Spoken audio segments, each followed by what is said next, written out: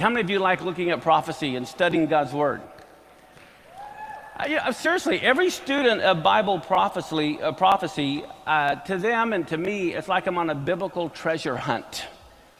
I want to leave no verse unturned. I want to look for answers regarding the times that we're living in and regarding those things to come. I think it's interesting in 1 Peter 1:12, it talks about how even the angels are in heaven strongly desire to look into these things. So just imagine the angels in heaven are having a Bible study trying to figure all this out right along with us. Seriously, they're up in heaven, they're trying to figure this out right along with us.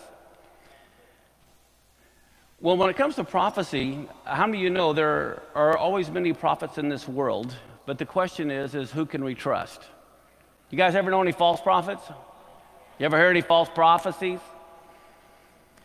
In Jeremiah's time, and again, history repeats itself, pattern after pattern after pattern. In Jeremiah's time, 95% of them were false prophets. That's always the way it is. There's always the highest percentage of false prophets over true prophets. So how do you know the true ones or what's going on? Well, the safest way I find is to examine God's patterns in history, because history repeats itself. But we also must look at things that are beyond the control and manipulation of man. I think that's very important. So with that said, let's go to Genesis. It's in Isaiah, if you want to write these verses down. It's in Isaiah chapter 46, verse 10.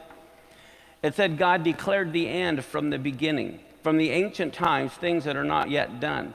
Do you realize if he declared the end from the beginning, if you really want to understand the book of Revelation, you got to read Genesis. But the problem is we don't see the end in the beginning, but the end is actually all over in the beginning when you know how to look at it. So if we really want to understand end times, we have to start in the book of Genesis. Now, when God created the sun and the moon, many of us think that he created it because we needed light and heat. I mean, it is true, we do need light and heat. But as you take a closer look at the text, you're going to find in Genesis chapter 1, verse 14, there are really four other reasons why he created them. And if you have your Bibles with you, you can turn to Genesis 1:14, but it said that God said, let there be lights in the firmament of the heaven to divide the day from the night. And then it says this, it says, let them be for signs. God created the sun and the moon to send signals to us. And then it says, let them be for signs, for seasons, for days and years. The Hebrew word for signs here is ot. It's the aleph, the yud, or the aleph, vav, and the tav is how it's spelled. It's ot. And do you know what this word actually means? It means to be used as a signal or waving a flag. Remember the old saying, one if by land, two if by sea? So God created the sun and the moon to send signals. It's like he's going, hello, hello, eclipse, eclipse. That's why God created the sun and the moon. The number one reason he has here is to send us signals. The problem is we don't know how to read the signals or when the signals have meaning or not.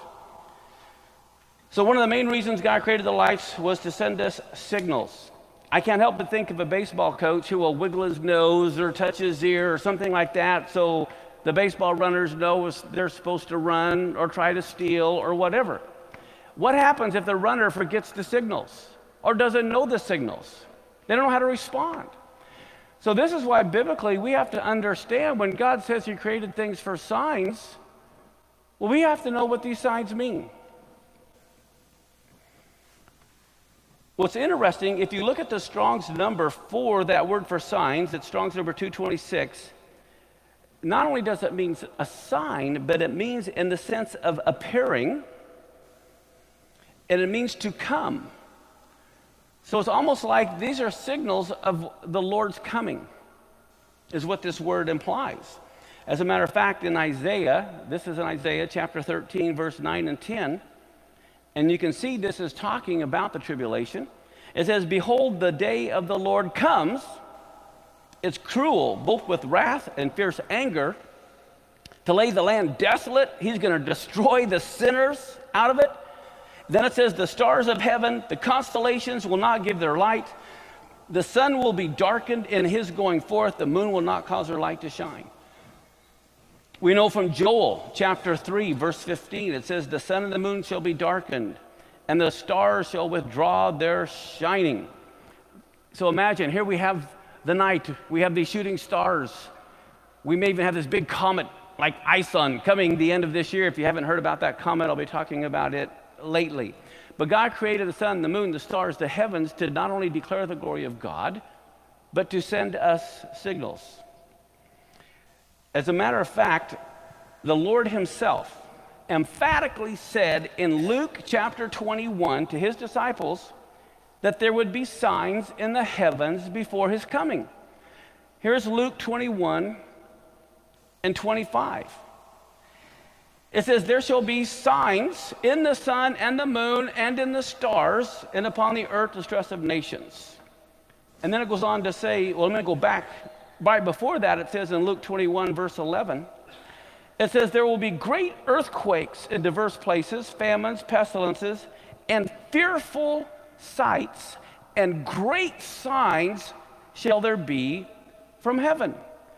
Now, why do you think Yeshua would be telling us that there is going to be signs in the sun and the moon and the stars? Because that's why he created them. That's what Genesis 1:14 says. God says, I created them to send signals. And then what does the Lord say? Guess what? There's going to be signs in the sun, the moon, and the stars. I mean, this is just common sense. If that's what God said why he created them, why should we be surprised when the Lord himself says there's going to be signs? Makes sense. Okay, why would we believe any differently? Well, I'll tell you why. It's because people don't know the appointed times. They're not on God's calendar, but a pagan solar one, and so they don't make the connections. Do you remember what the Lord said to the unbelievers in his day? This is in Luke chapter 12, verse 56. He says, you bunch of hypocrites. You can discern the face of the sky and of the earth, but you don't discern the time. How do you know this is not, how can you not see that this is the time? And the problem is we're in the same situation.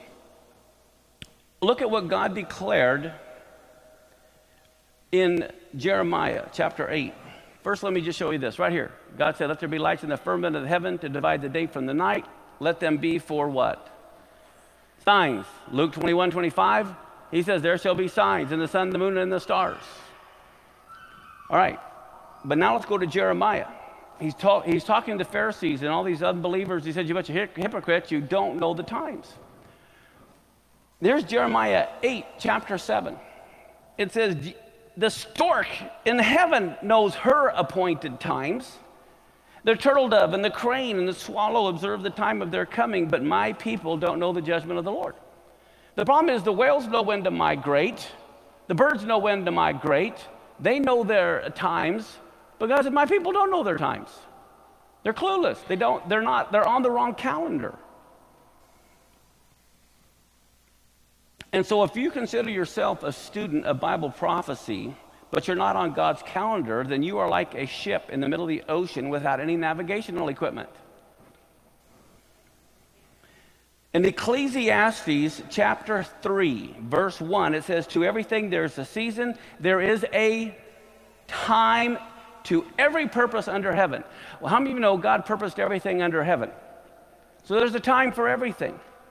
So my question to you is, what time is it? What time is it? Where are we on the prophetic calendar? Well, let's take a look at something.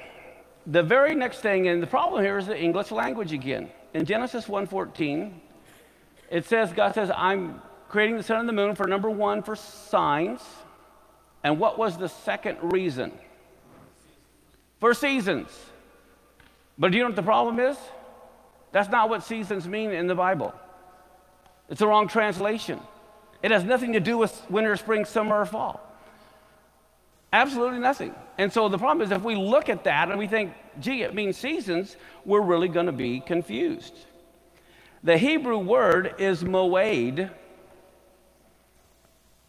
and it's translated to English as another equally ambiguous word in Leviticus 23. The very word that is translated as seasons in Genesis 1:14, that same word in Leviticus 23 is translated as feast. Now, what does winter, spring, summer, fall have to do with food? Absolutely nothing. And so that Hebrew word that is translated as seasons in Genesis, translated as feast in Leviticus, they're both wrong English words. And here you have the same word that the translator translated one way as season, one way as feast, and both are wrong. So this is what we need to look at. In Leviticus 23:2, it says, speak to the sons of Israel, say to them, the feasts of the Lord. Well, when we hear feasts, we think of food. When we hear seasons, we think of winter, spring, summer, fall, but that's the totally wrong thing we should be thinking about. When we think of feast, we're imagining some Thanksgiving banquet, okay, with some big fat turkey and casseroles and pumpkin pies.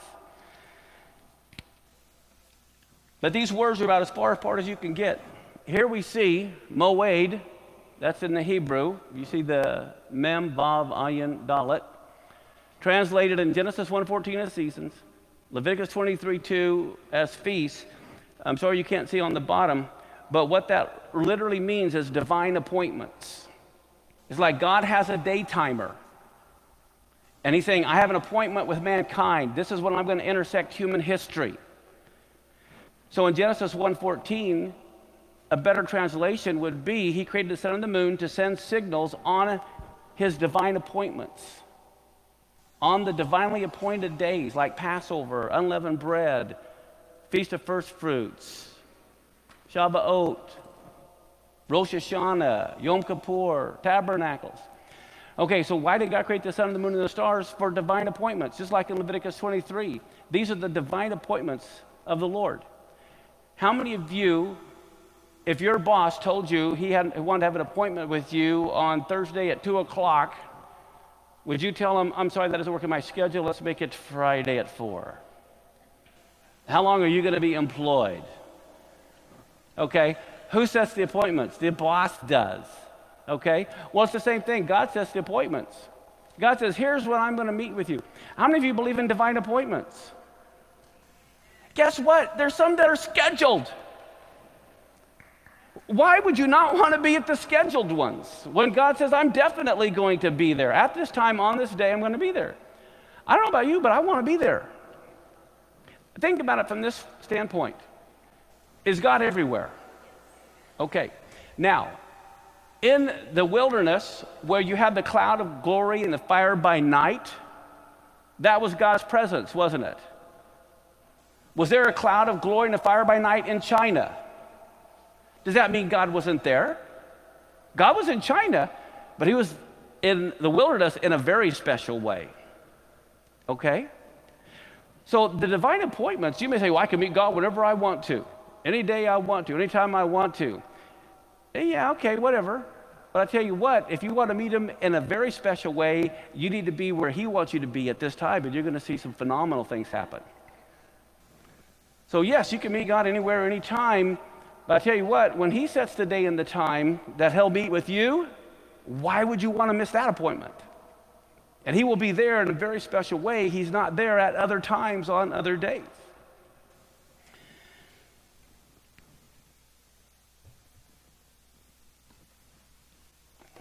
The feasts of the Lord were always to be considered as divine appointments that God predetermined as to when he would intersect human history. In Revelations, God said that Messiah was slain from the foundation of the world. When it says he was slain from the foundation of the world, what this is saying is the Father knew the year, the month, the day, the exact hour that Yeshua would die. Do you think Yeshua died and the Father went, oh, good grief, we got to go to plan B? That's not what happened. He had it all planned out from the very beginning. He knew what day Yeshua was going to die, what time he was going to die. Do you know the Father even picked what songs were going to be sung at his funeral? I can tell you the songs that were sung. Okay, God is very detailed. But here's the important thing. And I think this is so important. We just got done reading in Genesis 1:14, God created the sun and the moon for signs and what? Seasons. Okay, signs and seasons. And signs mean signals. The word seasons mean for his divine appointments, right? With that understanding, look at 1 Thessalonians 5, chapter 1. What is Paul saying? Concerning the times and the seasons, brethren, you don't have any need I should write to you. Why does he say that to them? They know the times and the seasons. They understand that it means a divine appointment, not seasons. So now listen to 1 Thessalonians 5, 2 through 4. You have to realize who he's speaking to. He's speaking to people who know the festivals of the Lord, the divine appointments. And look what the rest of it says. You yourselves know perfectly that the day of the Lord comes as a thief in the night. How many of you have heard that before? Everyone says, oh, right there it says the Lord comes as a thief in the night. We're all supposed to be stupid. That's not what it says. Look at this. For when they say peace and safety, then sudden destruction comes upon them as labor pains upon a pregnant woman, and they shall not escape. Now listen to this next line. But you, brethren, are not in darkness, that day will overtake you as a thief.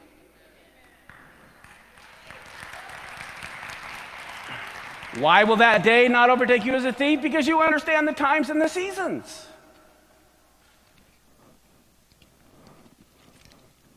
I don't have time to go into it, but everywhere that he says that he comes as a thief in the night, or you won't know the day and the hour, you have to look at who he's talking to. He's talking to the lukewarm church of Laodicea in Revelation. He's talking to the foolish virgins. He's talking to the evil servants. When he says you won't know the day and the hour, look at who he's talking to. But the problem is we've been on the wrong calendar. What does them mean? Okay, it says in Genesis 1:14, he created the sun and the moon for signs. Oh, he says, let them be for signs and seasons. What does them mean? All right, well, here's what's important. God declared that the sun and the moon were also to determine the days and the years. So when we first read this, we skip over the word signs. We see seasons, days, and years, and we think winter, spring, summer, fall, and our normal calendar days and our normal years. But that's a false understanding. This had nothing to do with our pagan calendar. Our calendar is created by a pagan Roman ruler. It was known as the Julian calendar by Julius Caesar. Okay, it's totally based on the sun. This is why we have to add one day every 4 years, February 29th, right? Everyone's familiar with the leap year, to keep everything in line with the sun. The Muslim calendar is based totally on the moon. This is why Ramadan will be in November one year, and it might be in July, it could be in April, because it's based on the moon.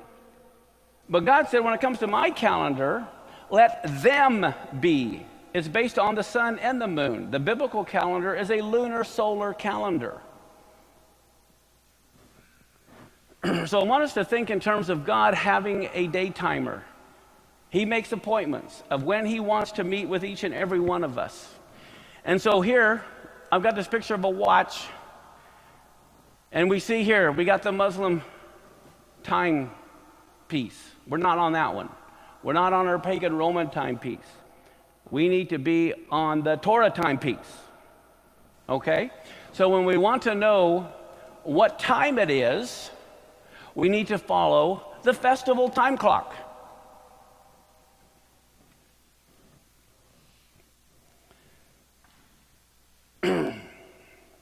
This is why on the biblical calendar, just like we add a leap day every 4 years, on the Jewish calendar, the biblical calendar, they add an entire month 7 times over about 19 years. And this is based on the cycle of the moon. Okay? And then so they have to adjust it to keep up with the sun and the moon. So they add an entire month 7 times over 19 years. That's what keeps Passover, because Passover had to be kept in the spring. And if they weren't using a lunar solar calendar, if they only used the lunar calendar, Passover would end up in December. So this is why they use not a solar calendar, not a lunar calendar, but a lunar solar calendar. Now, when it says also for days and years, what were they talking about? They were talking about the holy days. They were talking about the year of Jubilee. They were talking about the Shemitah year, every seventh year that the land was to rest. So God created these things for the biblical holy holidays, okay, and not for the pagan holidays. Now, here's the thing. If you live in a certain time zone, for example, I used to live in Garden City, Kansas, which was like right here on this border. And in Garden City, people had to have 2 clocks. Because you could drive 1 mile and it'd take you an hour, and that's not counting Seattle-type traffic. You had to have 2 clocks because you would live in one time zone and work in another time zone.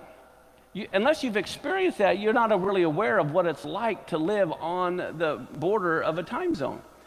Well, here's the thing. If you wanted to meet with someone for coffee, you have to say, well, you talking Colorado time or Kansas time, Central or Mountain, so you could meet. Otherwise, you might get there an hour early or an hour late. It's the same thing when people call us from around the world at the offices or from around the United States. You know, they may call it 8 in the morning their time, but that could be 5 in the morning our time and no one's there. We've been talking about connections, how important it is to connect.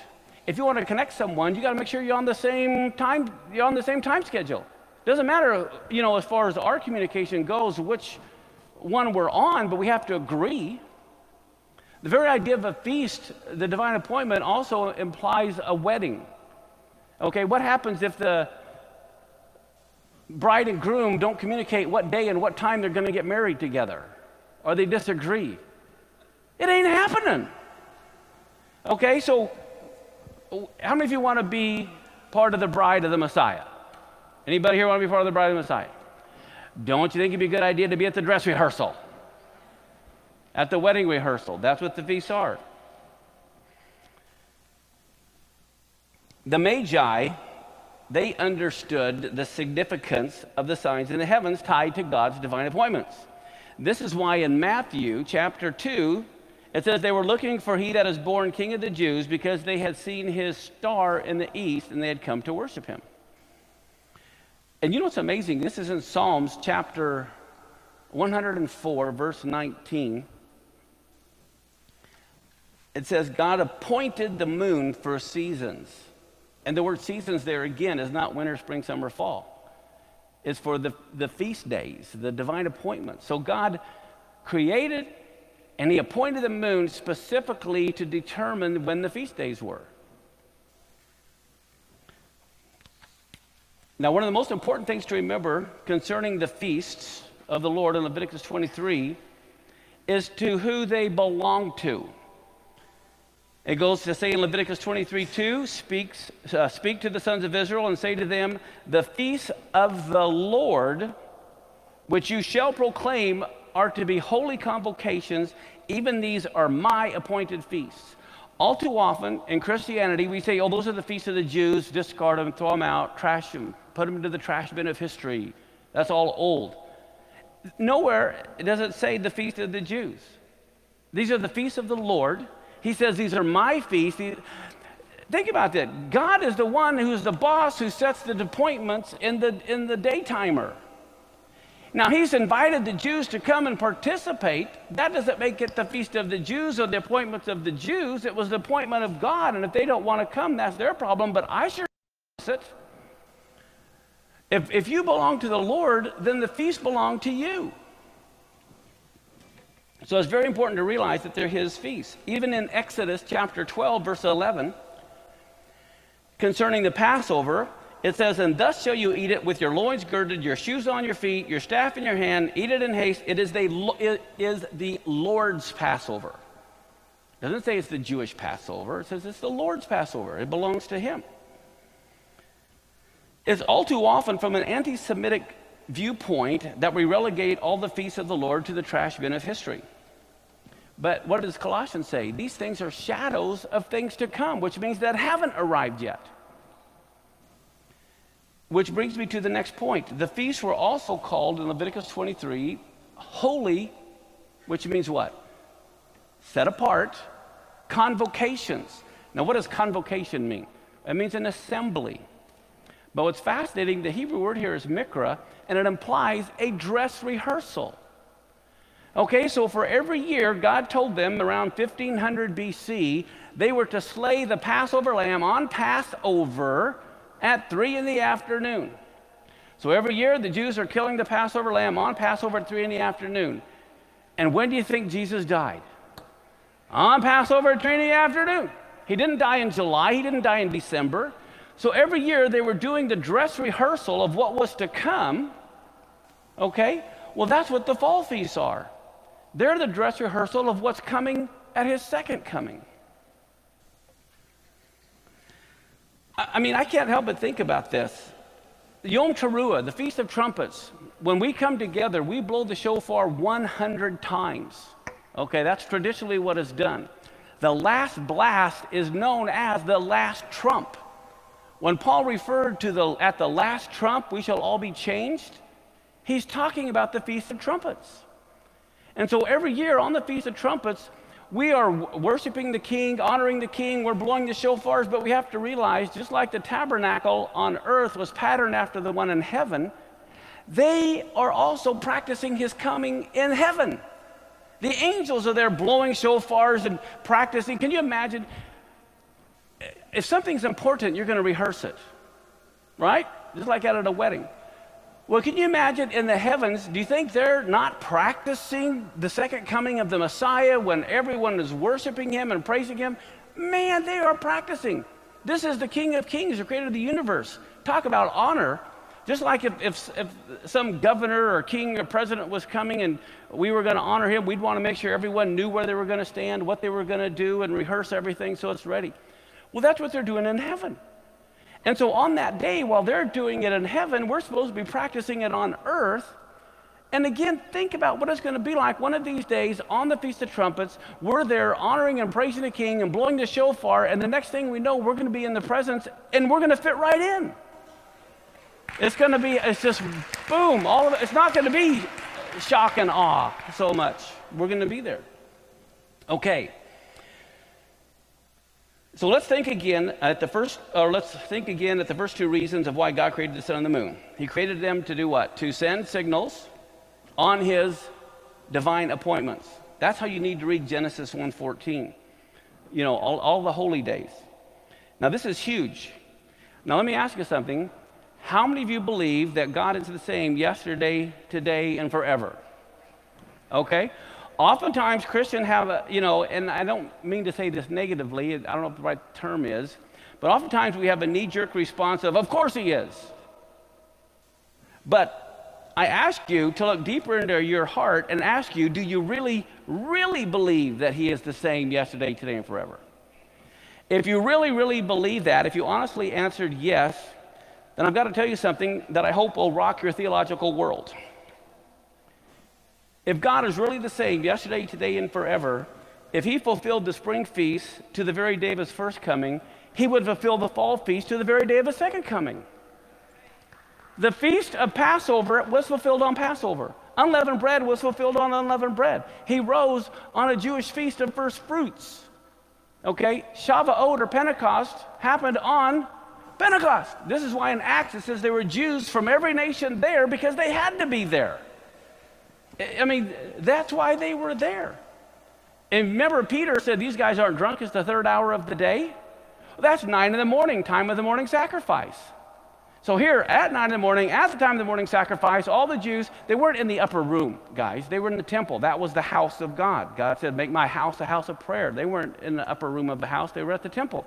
They had to be there at 9 in the morning, the time of the morning sacrifice. And then the Spirit is poured out on everybody there, and you can't get 3,000 people in an upper room. Okay? They were at the temple. But it happened on Pentecost. So if all these things happened to the day for his spring feast to be fulfilled, why wouldn't we think he fulfilled the fall feast? And they have to happen in order. The Holy Spirit cannot be poured out in Acts until he rose from the dead. He's not going to rise from the dead until he dies. Okay? He's got to be buried first. They're not going to bury him before he's dead. Well, same thing with the fall feast. The Feast of Trumpets has to be fulfilled first on the Feast of Trumpets. Then Yom Kippur has to be fulfilled on Yom Kippur. Then Tabernacles has to be fulfilled on Tabernacles. Okay? And we have DVDs where I go through prophetically what will happen on those days. But if something happens, but it doesn't happen on those days, there's no connection. You have to be on God's calendar to know when these things happen, to know that it's God that's doing this. It's not some random event.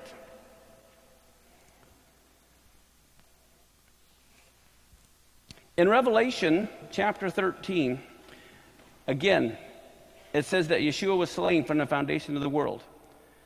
So this is telling us that God planned everything in advance. What we need to do is hear and understand what the Lord's trying to tell us in our day. So, with this new understanding, we see that God specifically created the sun, the moon, and the stars to send signals to his children at his appointed times, so we would be aware that significant events are going to be unfolding. I mean, God always wants to warn his kids. Why do you think in the book of Joel, Isaiah, Revelation, as well as Jesus himself, in the Gospels would declare there would be signs in the sun and the moon and the stars? This is common sense. He created them that way.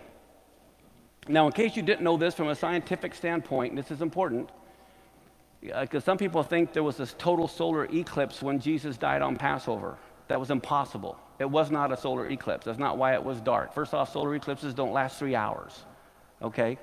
But here's the thing. You can only have a total solar eclipse on the first day of a biblical month. It only can happen at a new moon. You can only scientifically have a total lunar eclipse in the middle of a biblical month, like the 15th, okay? That's the only time that a lunar eclipse can occur. Now think about this for a minute. How many of you knew or know that God probably had that figured out? Do you think God, oh, gee, man, I should have thought about that? Okay. God knew you can only have a solar eclipse on the first of a biblical month. He knew you can only have a total lunar eclipse on the 15th, the middle of a biblical month. So why do you think he put Passover and Tabernacles in the middle of the month? He could have put Passover on the 7th of the month or the 20th of the month. He purposely put it on the 14th, 15th of Nisan, the first day of unleavened bread, Passover, and the 15th for Tabernacles, because he wanted at the right time to send a signal on his feast days. You can't have a total solar or lunar eclipse. Why do you think Rosh Hashanah is on the first day of the 7th month? So he could send a signal to us through a solar eclipse. Does that make sense? All right. Now, how many of you know there's been a lot of solar eclipses and lunar eclipses? The question is, do they happen on the feast days? That's when God wants to communicate to us. But if we're not on the biblical calendar, we don't even know when these feast days occurred, let alone if there's been an eclipse and he's trying to tell us something. So with that in mind, let me also explain to you this. In Zechariah, this is chapter 8. I'm going to put up this next little clip here. In Zechariah chapter 8:19, it says, "Thus saith the Lord of hosts, the fast of the 4th month," you see that right at the top, the fast of the 4th month, the fast of the 5th month, the fast of the 7th month, the fast of the 10th month, shall be to the house of Judah joy and gladness, cheerful feasts, therefore love truth and peace. You know the word feast there is moedim. In other words, God's going to turn these fast days into appointed times. Okay? Again, it doesn't mean a great time to eat. But here's the thing. You don't have to answer me, but is there anyone here who is not familiar what he's talking about here? Is everyone familiar? Does everyone know what he's talking about? Okay. Well, here's the thing. Every single one of these have to do with the destruction of the temple in 587 BC by Nebuchadnezzar. These are when these fasts started. They started then. They each have to do with an event that I'll tell you about here in just a minute. But there's very significance to these dates. But now look at this. How many of you are interested in prophecy? Anyone here interested in prophecy? Okay. Well, this is a prophecy right here, not from Zechariah. It's from God himself. It says the Lord is telling you that these fast days are going to become feast days. Well, guess what? If you don't know anything about them, and they get turned into a feast day, how are you going to know that prophecy's been fulfilled? You don't even know when it is. So if you're interested in prophecy and you've thrown out the whole Old Testament, there's a whole lot of prophecies that are based on the biblical calendar. You don't even know when these prophecies are fulfilled or where we're at in biblical history or the prophetic time frame. So let's look at these.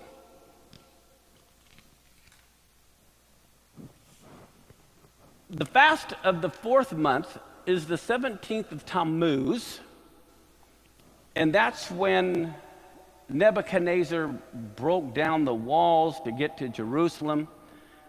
The fast of the 5th month is the 9th of Av, okay? And the 9th of Av is when the temple was destroyed and everything was burnt down.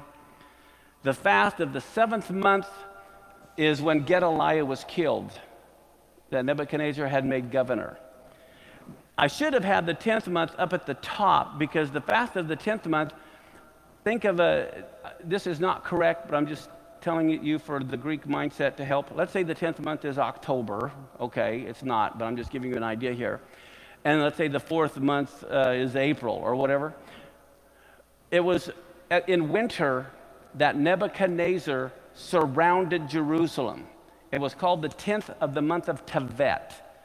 On the 10th of Tevet, Nebuchadnezzar surrounded it. But think of the 10th of the month as being at the top of the previous year. So he surrounded Jerusalem on the 10th of Tevet. And then, the 6 months later, in the 4th month, he broke through the walls. 5th month, he destroyed the temple, appointed Gedaliah. The 7th month, Gedaliah was killed. But here's the thing that's amazing. I don't know how many of you have not heard of the 17th of Tammuz, but the 17th of Tammuz was the day they worshiped the golden calf. And because that was the day they worshiped the golden calf, that day has become a curse throughout all of history. This is why on the 17th of Tammuz, Nebuchadnezzar surrounded the temple, or broke through the walls, to destroy it. Do you know it was on the 17th of Tammuz that Rome, 600 years later, broke through the walls to destroy Jerusalem in 70 AD? Well, guess what? In 2007, the Lebanon War that happened, when the missiles were coming from the north, it happened on the 17th of Tammuz, the same day they were fasting because of the worshiping of the golden calf. The same day Nebuchadnezzar broke through the northern walls, the missiles are flying over the northern walls. The 9th of Av is the very day the 10 spies brought the bad report that they couldn't take the land because of the giants. So the 9th of Av became a cursed day in history. This is the very day Nebuchadnezzar destroyed the temple, was on the 9th of Av. 600 years later, in 70 AD, the very same day Rome destroyed the temple on the 9th of Av. In 1290, all the Jews were kicked out of England on the 9th of Av. In 1492, all the Jews were kicked out of Spain on the 9th of Av. World War I started on the 9th of Av. Hitler's proclamation to kill the Jews was on the 9th of Av. They evacuated the Gaza Strip, giving away the Promised Land in 2005 at sunset on the 9th of Av. But if you're not on the biblical calendar, you're not seeing the connections. This is why we want to be on God's calendar. Okay, this is the Babylonians destroying the temple, Rome destroying the temple. So the thing I want to emphasize, again, is being on God's calendar. The spring feast were all fulfilled at his first coming. Okay, the 50 days to the counting of the Omer, he ascended on the 40th day. Pentecost was fulfilled on Pentecost. Okay, then we have this bridge to the fall feast. The purpose is his two comings, his first coming and his second coming. Okay, so now that we recognize, I hope everyone understands the significance of God's calendar, and I hope you understand the whole concept of these eclipses that are coming on God's calendar. What would you say if I told you now that you have a better understanding, if there were 4 total blood moons coming back to back right in a row and falling on the feast days? Here's what we have coming. In 2014, on Passover, we have a full blood moon, April 15th of 2014. October 8th, we have a total lunar eclipse on the first day of Sukkot. And March 20th of 2015, on Adar 29, Nisan 1, if you remember, God told Moses that Nisan is going to be the beginning of the religious calendar year, right? Tishri 1 is the beginning of the civil year, or Rosh Hashanah. Nisan 1 is the very day Moses set up the tabernacle, the fire fell from heaven, the glory fell. So here, beginning the religious year in 2015, there is a total solar eclipse on that very important biblical day. 2 weeks later on Passover, a total lunar eclipse on Passover. another solar eclipse on Rosh Hashanah, and then another total lunar eclipse on Sukkot. That is what is coming starting next spring. Now, how this basically started, I was in my prayer closet. I was just praying and asking God. I had seen in March of 2008 this total lunar eclipse over the Temple Mount. And I was remembering these verses, that there would be signs in the sun and the moon and the stars. And so I went to NASA's website. Now, here's one thing I want to point out because of different things people have said. They said, this is my theory. NASA is not a theory. This is math. How many of you know I do not control an eclipse? Okay, this is not a theory. It is not a theory. It is a fact that these are happening on this day. It is a fact that they are happening on the biblical calendar. Now, how you want to interpret these events, I tell people you can put it in your own theological pipe and smoke it like you want, okay? But I noticed in 2014 and 2015, right here, let's put these blood moons down. There's another one underneath. I should have made this a little bit smaller. But here's where you have these 4 blood moons in a row. And I was looking at that, and I thought, well, how often do you get 4 total lunar eclipses in a row? That's, as a mathematician, I like looking at these things. Well, guess what? There were not 4 lunar eclipses in a row in the 1800s. There was none in the 1700s. There was none in the 1600s. Okay? So they're not common. But now, in the 1500s, it happened 7 times there were 4 blood moons in a row. But guess what? They didn't all fall on the feast days. So now we're going to just like, I don't know if it's double or triple the odds. Not only what are the odds of having 4 in a row, what are the odds that all 4 fall on feast days? Okay, so that's another significant event. So I saw these 4 total lunar eclipses, and I thought, oh my goodness. And then when all of a sudden it hit me, I was looking at April and September and October, and all of a sudden it hit me, you goofball, you got to put these on the biblical calendar. So I switched to the biblical calendar and saw they were falling on these feast days. Okay, well now my next thing I got excited about as I was looking at this, okay, well when was the last time that you not only had 4 blood moons in a row, but they also happened on Passover and Sukkot? The last time was 1967 when Israel captured Jerusalem. In 1968. So now I'm getting excited thinking, oh my goodness, here we are. Jerusalem has been recaptured, and on Passover and Sukkot, you have 2 years in a row these blood moons. God was sending a signal saying, hello, this has to do with me. That make sense? How about the time before that? The time before that was 1948 when they became a nation. What do you have? Passover and Sukkot. You've got a total lunar eclipse both times. So now I'm thinking, good grief. What are the odds that here you don't have 4 blood moons in a row? You have it in the 1900s. Both times it has to do with Israel prophetically big time. It doesn't happen in the 1800s, doesn't happen in the 1700s, doesn't happen in the 1600s, it doesn't happen in the 1500s that they fall on the feast days. The next time it happened, remember 1492 when Columbus sailed the ocean blue? Most people don't know he was Jewish, and it was a boatload of Jews that were leaving town because they were all kicked out of Spain on the 9th of Av. These were a boatload of Jews hightailing it out of there. His cartographer was Jewish. A lot of the people were Jewish.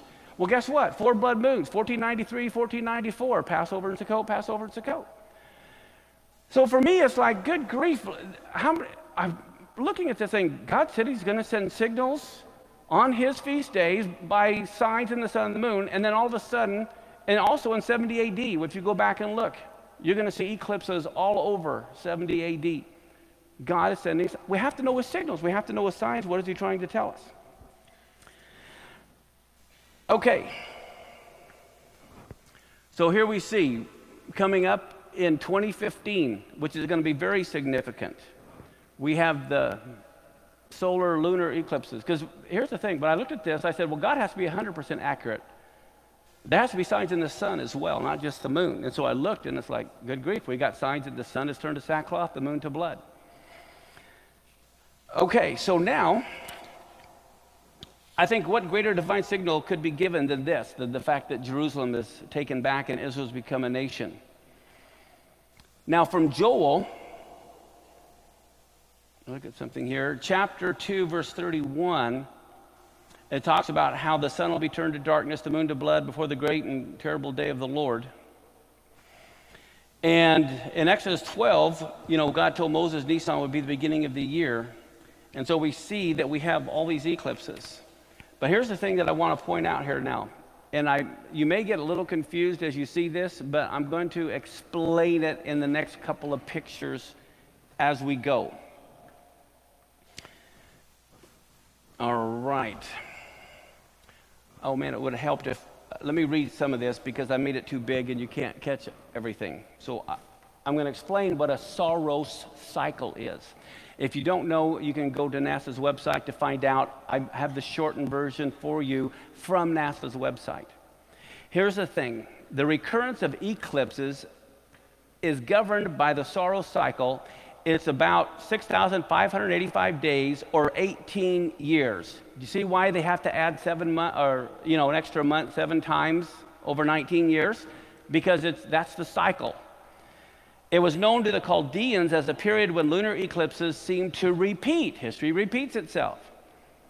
A synodic month, which means the new moon to the new moon, is 29 days and 12 hours. This is why, we have a calendar that's 30 days or 31 days or whatever. If it was totally on the moon, things would change. So a Saros series returns, it says, to about the same geographic region every 3 Saroses, or 54 years and 34 days. 18 times 3 is what? 54. So let's take a look at this. Here's what I'm talking about. For example, you see in 1901, here was this total lunar eclipse here. 18 years later, because of the cycle, in 1919, it occurs here. 18 years later, it occurs here. Well, 54 years, okay, that's 3, it loops back around, and it seems to be in the very same place, but it's moving north. And then it just repeats, and it goes here, here, and here. So this shows you where it's going to be in 2045 or whatever. It starts like it's the South Pole, and it moves up to the North Pole, okay, because of the angle. So does everyone see the pattern, how eclipses tend to repeat themselves? I want you to think of a clock as things just going around. I have here eclipses occur in families that link together the eclipses, and it says they happen 18 years apart, as we just showed. But these families evolve over cycles that last 1,200 to 1,400 years. These Saros cycles, they're real long. With that in mind now, let's take a look at something. How close are we to midnight? Remember, I think it was Rabbi Lappin said, so many things happen at midnight. And I think in our own mind, we always wonder, how close are we to midnight? Where are we? Well, I want to show you something. Here is the Saros cycle 137 that has the total blood moon on Passover seen in Jerusalem in 2015. When you're looking through this Saros cycle, I want you to notice something here and see if you can see this. This Saros cycle 137, you see it happened in July 2nd, 1871, July 12th, 1889, July 25th, 1907, 1925, 43, 61, 79, 97, it goes down to 2015. But I want you to notice I saw a pattern, and the pattern scientifically, mathematically should be there. What do you notice here? They're happening in succeeding months. They're happening in, you notice, Av, Elul, Elul, Elul, and then we get to Tishri, okay, which is the 4th month, then the 5th, then the 6th. But I want you to notice there's a generation. I want you to see this. 1907, 1943, a generation is about 50 years. Do you see that? What I want us to realize as we look at these is a generational time clock. Here we see Elul, and then the bottom one was Tishri. Every Saros cycle is like that. It's a little different month. They're on a little different cycle. But what's amazing is look at this. Here we have the months of the year. Now remember, Adam and Eve were created on the 1st of Tishri, Rosh Hashanah. That's why it's the civil calendar year. And what I want you guys to remember, Nisan is when Moses hung out, right? That's with the religious calendar. But the thing is this, I want you to see the months of the year like a time clock, so let's put the clock in as it goes around. And here, I want you to look at this. I don't know if you can see this, but here's the generation of 1450 to 1500, 1500 to 1550, as it's going around the clock. Now, here's the thing. I'm going to go back for just a minute. I want you to see this. Let me go back here. Remember I told you in the 9th of Av, what did that mean? What happened on the 9th of Av? Judgment. That meant this generation, this 50 years was a time of judgment because it's the month of Av. What do we have? World War I, World War II. This was a generation of judgment.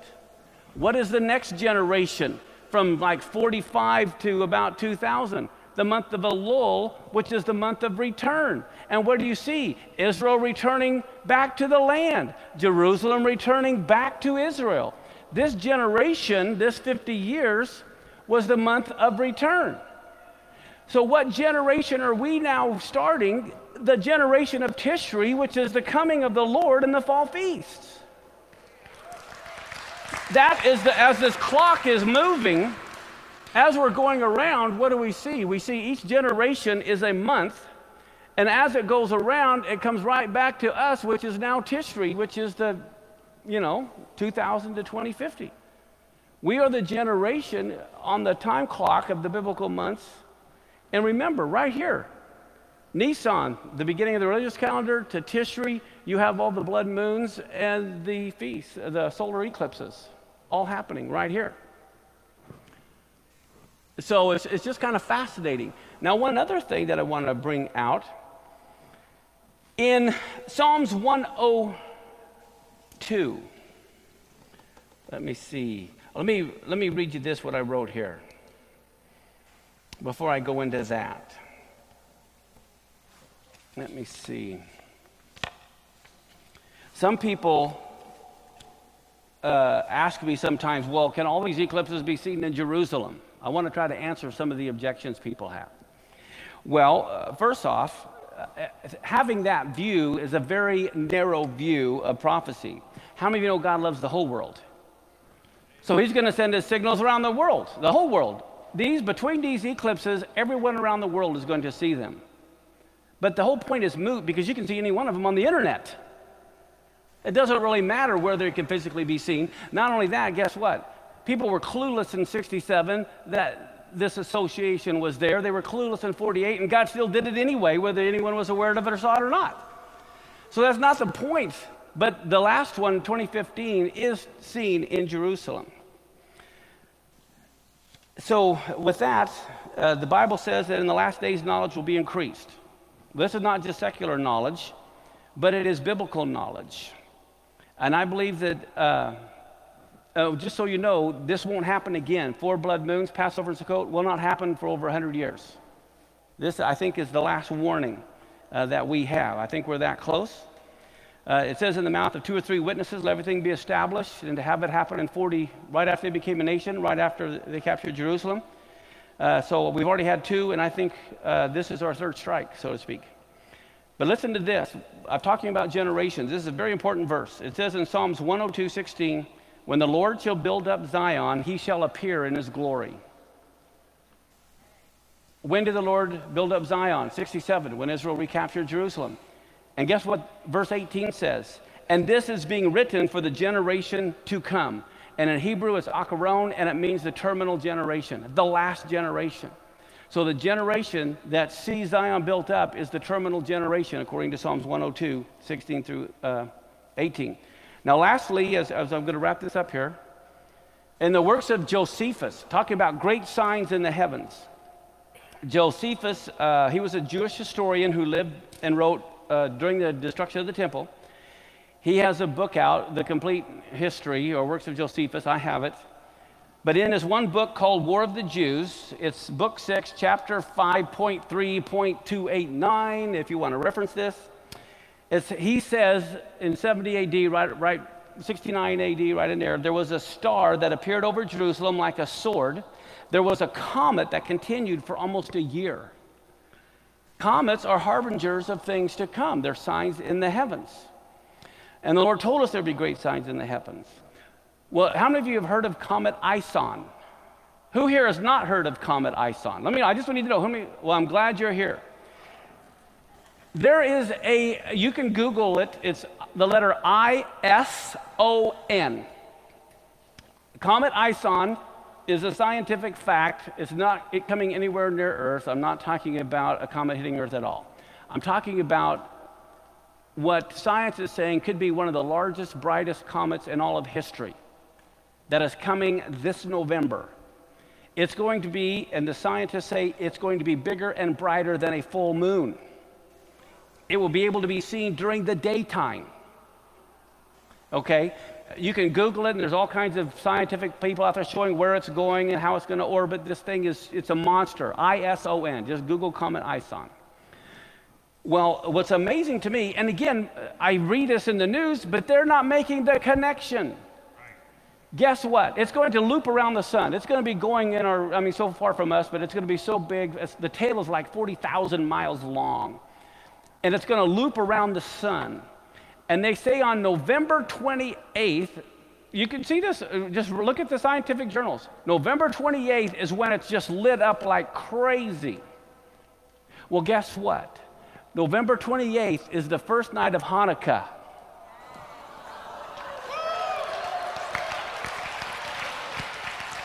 So guess what? God says, I'm lighting this first candle.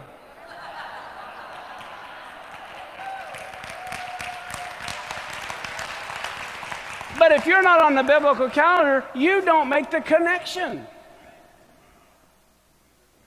As a matter of fact, what is happening tonight, and I think about right now, I don't know if you've heard, there is a conjunction of Mercury, Venus, and Jupiter. They're all going to appear in the night sky, okay, tonight. And what's fascinating in this, do you guys know what Jupiter, the Hebrew word for Jupiter is? Okay, it's the Tzaddik, which means righteousness. And Yeshua is the king of righteousness. Jupiter represents the king, represents Yeshua. You also, in conjunction, you have Venus. Venus is the bright and morning star representing Yeshua, who is the bright and morning star. You have Mercury, which is the messenger. Here, Yeshua is trying to send a message on Memorial Weekend when we're supposed to remember him, Zikron, to remember him. We have all three of these, and wait till you see where they're happening. But the other thing is, you know the next time three planets are in conjunction happen again? October of 2015. In October of 2015, is when it appears, and guess what? This time, it's Jupiter, Venus, and Mars, which is war. And this is what, in 67 with the four blood moons, what was there? War and Israel. 48, what was there? War and Israel. Here again, what do we have? 2015. And guess where these are happening? I don't know how many of you were here on Shavuot last week when I taught. Or last year when I taught. But it so happens they all are occurring in the horns of Taurus, which is the letter Aleph of the bull representing God. That's tonight. That's where they're taking place, right between the horns of the bull. In 2015, where does it take place? Under the feet of the Lion of the tribe of Judah. This is from an astronomy program. So anyway, I could go on, but there's just so much that if you understand, and I want to make this point, there's a world of difference between biblical astronomy and astrology.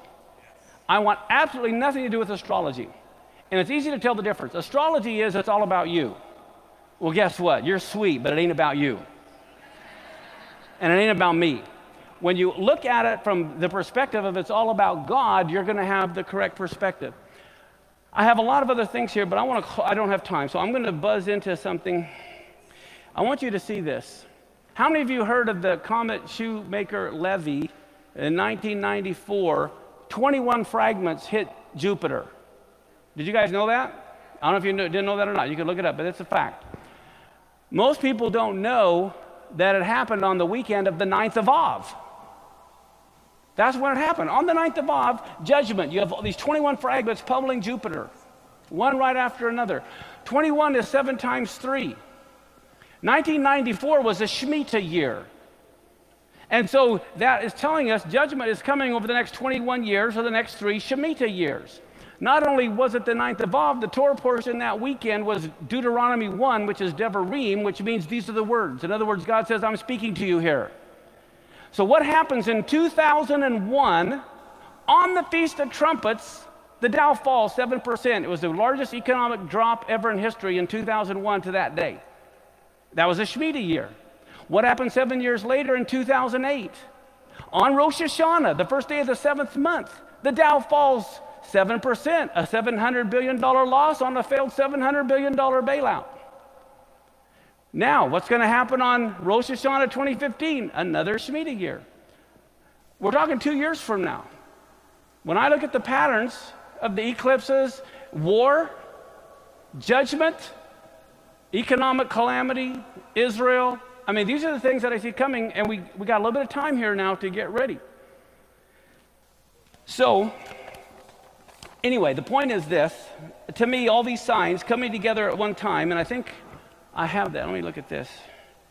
Oh, yeah, this is where everything falls at once. But here we go. Here's what we got coming. All these are all on feast days, guys. This hasn't happened in history for several hundred years. You have all these eclipses that are happening. They happened in 2008. You had even Venus going around a week before Shavuot, around this eclipsing the sun. I mean, there's so many signs in the heavens that are all tied to the feast days, and they're all culminating right here at one time. I think this is signaling God is about to close this chapter of human history. This is the final curtain call. Very well could be before the Great Tribulation mentioned in the Bible. But God has always wanted to warn his people and the rest of the world before he intervenes. And what better way to communicate this to the world but through the universal language that speaks to every tribe, nation, and tongue.